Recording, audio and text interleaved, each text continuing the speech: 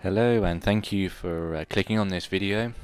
This time we're looking at how, if you lower the settings in your game, whether or not it actually makes that much difference. Now, the reason why I decided to make this video is because over the years I've seen countless forums and had countless discussions with friends on upgrades and what to upgrade and what graphics card to choose, and a lot of people have become almost obsessed with having to have ultra settings, like being able to get the most frame rates at the highest possible settings within a game.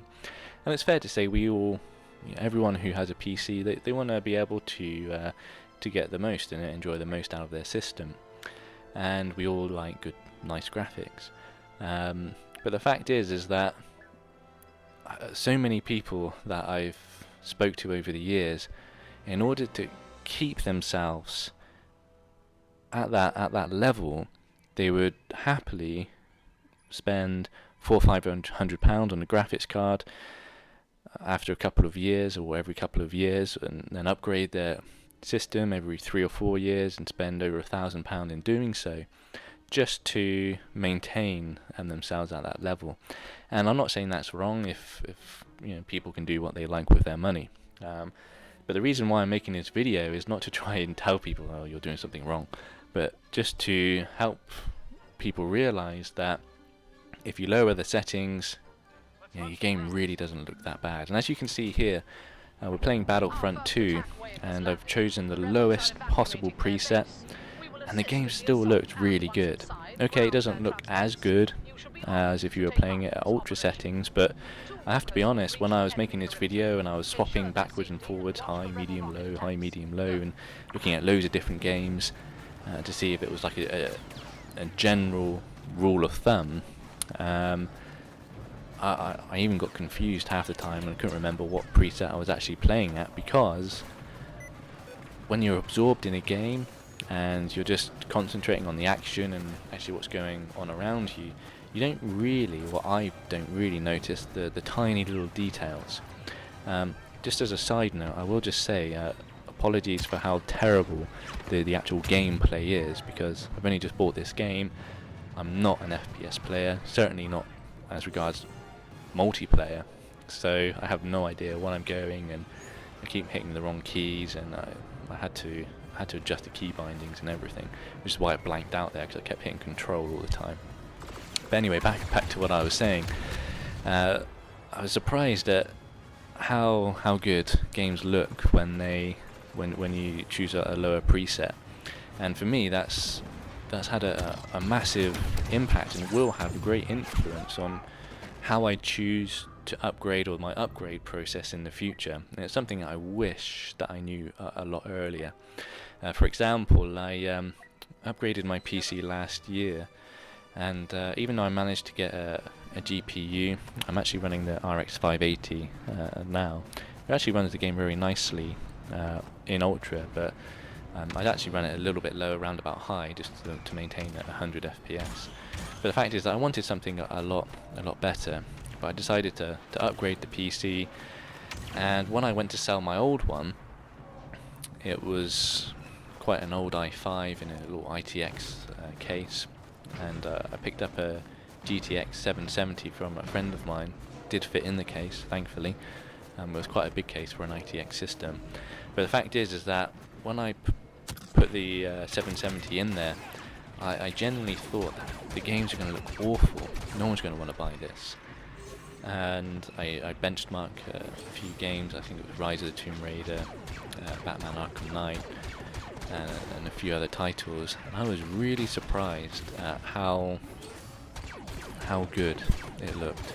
And here I had this system which I was selling for about £400, and it was running all these games at 60 frames per second, and yeah, it was okay, it was on the lower settings, but unless I put them side by side, it isn't really that noticeable, not to me anyway, especially if it's a game that you're really enjoying and get really absorbed in. And for me, I've always been a person where gameplay is what counts, frame rate is what counts. Graphics is nice, but it's not the most important thing for me. It's not why I choose to play a game. And I remember thinking that this PC is worth £400, and the one I've bought is almost it's cost me 3 times that.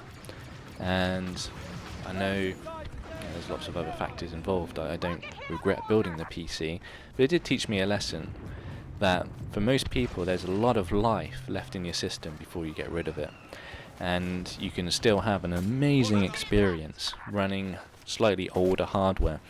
I'm not saying people shouldn't upgrade, it's not for me to tell people what to do with their money, but if you choose to just lower those settings, be a little bit patient, then ultimately you're going to save yourself money, you're going to save yourself time, and that will enable you to save more to put towards a better system and to make a better decision.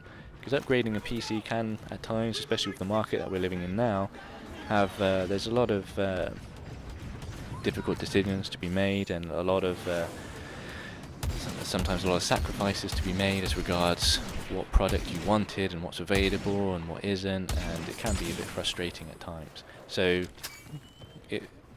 giving yourself a little bit extra time and just using the PC or utilizing its strength can be a huge benefit.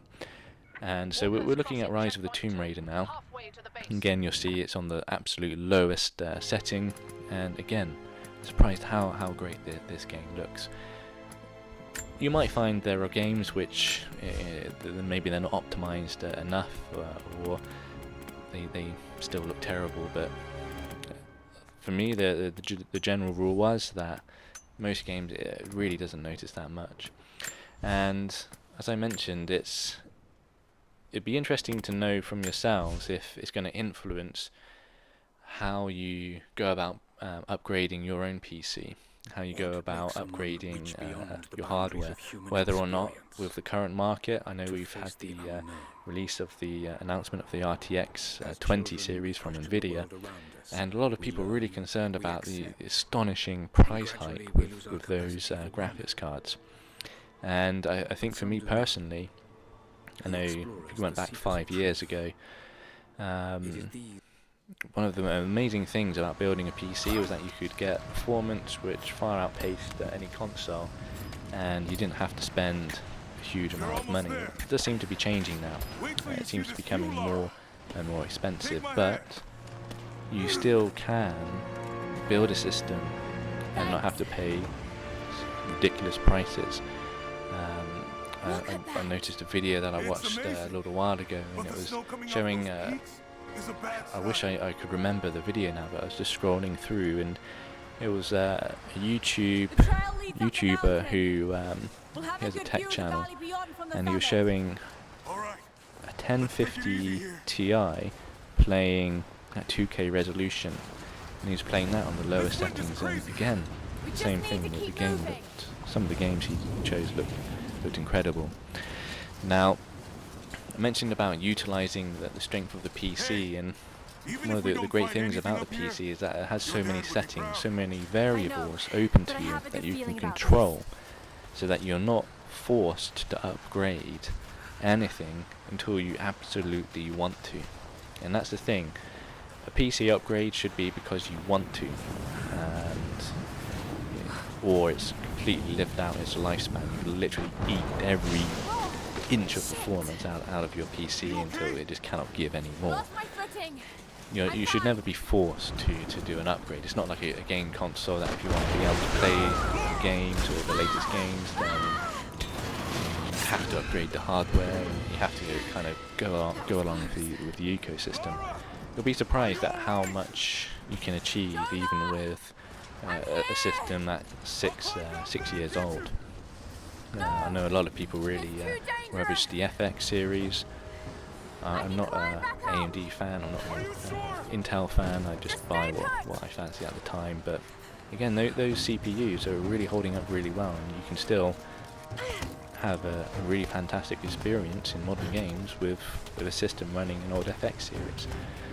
Obviously depending on what CPU that is, but the fact I'm trying to make is that PCs, they have a lot of life left in them if you're willing to lower those settings, which hopefully it will actually only be a good thing for you in saving money. So hopefully you found this interesting. Maybe with whatever game you're playing now, if you lower those settings and just have a little look for yourself, see how you feel about it, whether or not it really detracts from the gaming experience that you enjoy. Some people probably will, but I think being a slightly older gamer, I was gaming when there was standard definition, playing the original Halo for example, and some of those games were the best I've ever played, and for me it just because something is newer and better in a sense doesn't mean that without those settings it's going to look awful. For example, RTX, ray tracing. Nvidia's really showcased that at the moment, and you see with these games with it on, it looks amazing, but it still looks good with that setting off. And it's the same that we're experiencing here. Add in anti-aliasing, some particle effects, and some other features, the game will look better, but it still doesn't look terrible without them. So hopefully this has just been interesting. I'd like to know your thoughts, whether you found it relevant or whether you think it's just something that poor people do. I don't know. Nice to hear what you thought about it and whether you found it interesting. I'm actually going to make another video which again shows the value of just taking control of your PC, and the other video is actually looking at a lower resolution. I'm playing Kingdom Come Deliverance on high settings at 720p, something that I cannot do at 1080p. It just cripples my PC, but it still looks really good. Check out that video. Thank you for watching, and we're close to something, Jonah. Bye. I can feel it. Just this last stretch to the top. All right. Let's see what's up there.